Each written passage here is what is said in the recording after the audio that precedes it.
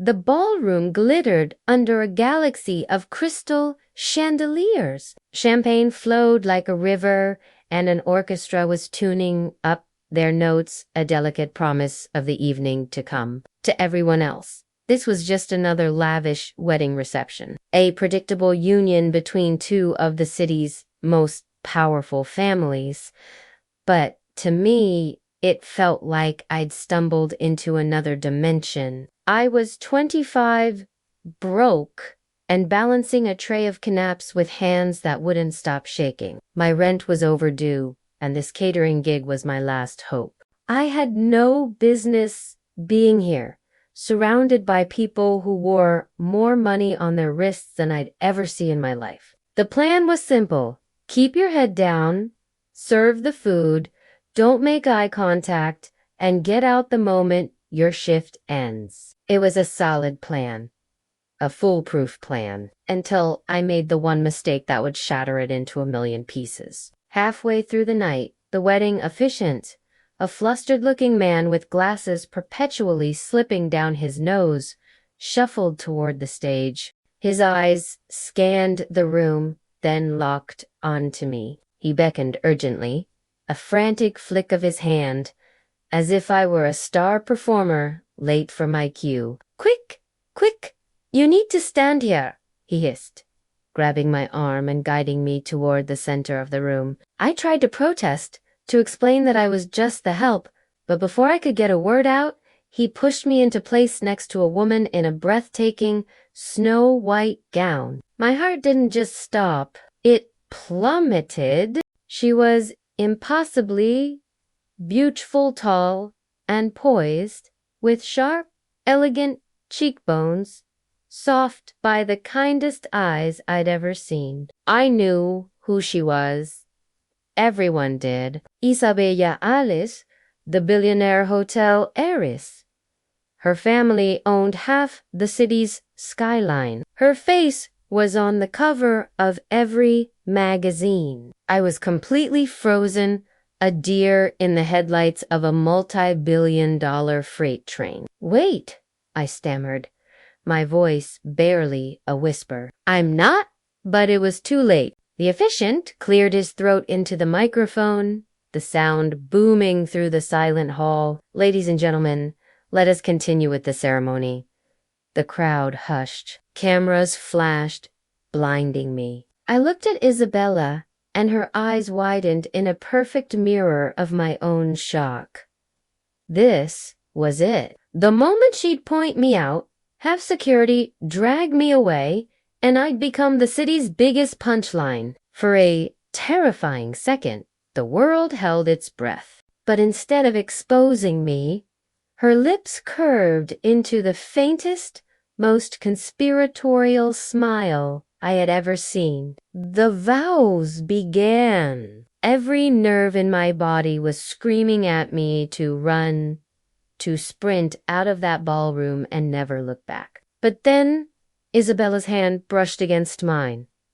It wasn't an accident. It was deliberate, a featherlight touch that sent a jolt of warmth through me, a silent message that said, "Stay, just for a moment."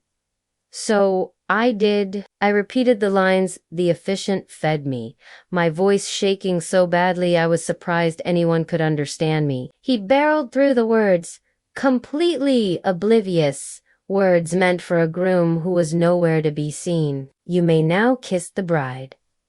A collective gasp rippled across the room. My mind went completely blank.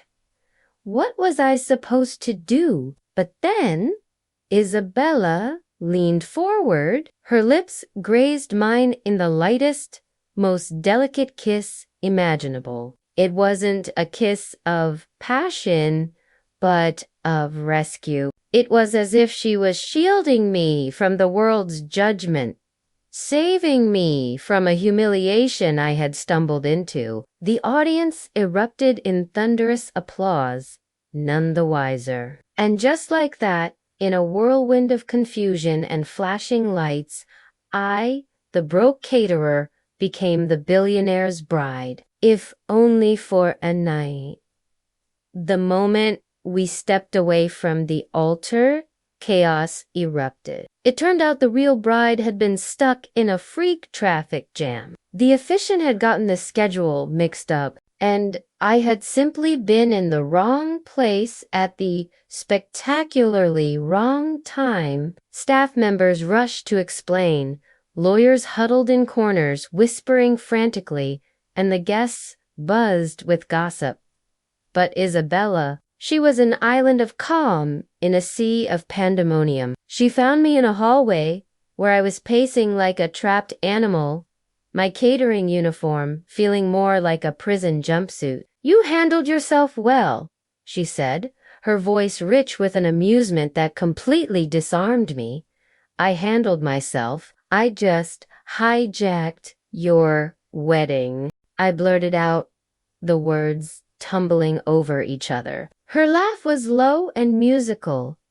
"Don't be so dramatic. It's not like I was eager to marry the man who was supposed to be standing there anyway." I just blinked, trying to process what she'd said. "You weren't..." For the first time, her smile faltered, a tiny crack in her perfect facade. "It was an arrangement, a business deal my family wanted. But you..." She tilted her head, studying me with an unnerving intensity. "You were honest. Terrified. Yes, but real. Do you have any idea how rare that is in a room full of people who only want my money?" I had no idea what to say. My uniform still smelled faintly of shrimp cocktails, and here was one of the most powerful women in the city, looking at me like I was something special. Then she did something truly wild. She offered me her arm, a gesture of pure, elegant confidence. "Come," she said. "If I have to suffer through the rest of this reception, at least I'll have someone genuine by my side." And so, for the rest of the night, we played along. We became a team. She introduced me to her bewildered guests as her accidental bride, and to my astonishment, they loved it. They laughed and raised their glasses, treating the whole fiasco like a grand, hilarious joke. But it didn't feel like a joke to me. Every time she leaned in to whisper a funny observation in my ear, I could feel the heat rise to my cheeks. Every time our hands brushed under the table, my pulse would skip a beat. When the orchestra began a slow, romantic melody, she pulled me onto the dance floor. My body went completely rigid. I'm a terrible dancer, all clumsy feet and awkward swaying. But she guided me effortlessly, her hand firm and reassuring on my back, her perfume, a warm, intoxicating scent of something like vanilla and night-blooming jasmine, wrapped around me. "You're actually good at this," I whispered, amazed at how she made me feel like I belonged there. Her lips curved into that knowing smile again. "And you good at making me forget why I did want to be here in the first place. I kept telling myself it was a game, just for one night. Pretend you're in a fairy tale." But as we danced under the light of that massive chandelier, with the entire room watching us, I found myself wishing with all my heart that the night and this feeling would never end. By the time the party wound down, the lawyers had sorted everything out. The marriage wasn't legally binding. The real jilted groom had been appeased with what I can only imagine was a massive check, and my life should have gone back to normal. I started to slip away, planning to melt back into the shadows where I belonged. But a soft voice stopped me. "Wait."